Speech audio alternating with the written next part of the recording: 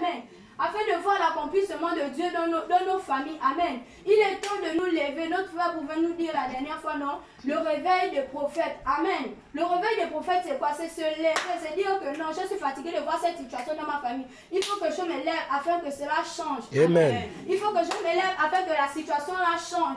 C'est ça le réveil des prophètes. Le prophète, c'est pas seulement dire non, je vais prophétiser. Non. Le prophète, c'est celui qui parle, qui arrive à changer quelque chose dans sa vie. Si tu apportes quelque chose de bon, quelque chose qu'on sait que non, ça, il n'y avait pas ça dans la famille. Maintenant, toi, tu te lèves et tu amènes cette chose en question. On va dire que voilà, un prophète, il a parlé. Amen. Amen. Amen. Je peux prendre un exemple sur moi. Dans ma famille, il n'y avait pas de bar. Amen.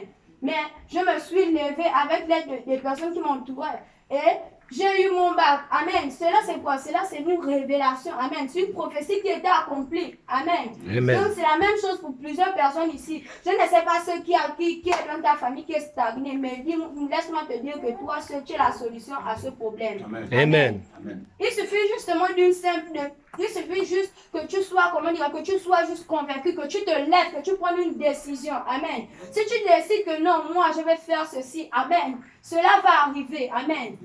Cela va arriver. Nous tous, autant que nous sommes, nous pouvons accomplir de grandes choses. Amen. Amen. Le témoignage est visible. On a demandé à tout le monde de faire une cotisation pour les instruments. Amen. On a eu en moins d'une semaine, en espace d'une semaine, cela a été accompli, n'est-ce pas? Donc c'est pour dire que nous pouvons faire de grandes choses. Amen. Nous pouvons faire de grandes choses. Nous ne devons pas nous limiter. Amen. Et laisse-moi te dire ce matin, arrête d'écouter ce qui ne te sert à rien. Ce qui ne sert à rien est bon pour être coupé et jeté au feu. La Bible dit quoi? L'arbre qui ne sert à rien est bon pour être coupé et jeté au feu.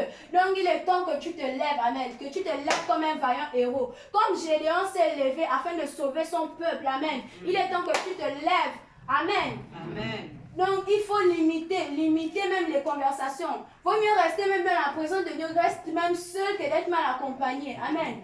Vaut mieux cela. Tu vas faire attention à tout ce que tu vois, tout ce que tu observes, tout ce que tu entends. Tu vas vraiment faire attention à cela. Car cela peut être l'occasion de ta chute. La Bible dit quoi? Si ton bras est une occasion de chute pour toi, coupe-le. Amen. Perce-le. Amen. Donc, vous devez faire en sorte que tout ce qui est occasion de chute dans vos vies, vous devez couper les ponts, vous devez abandonner cela. Amen. Amen. C'est ce que nous devons faire, nous tous. Moi aussi, je suis très bien concernée par cela. Amen. Donc, c'est ça. Nous devons vraiment faire attention.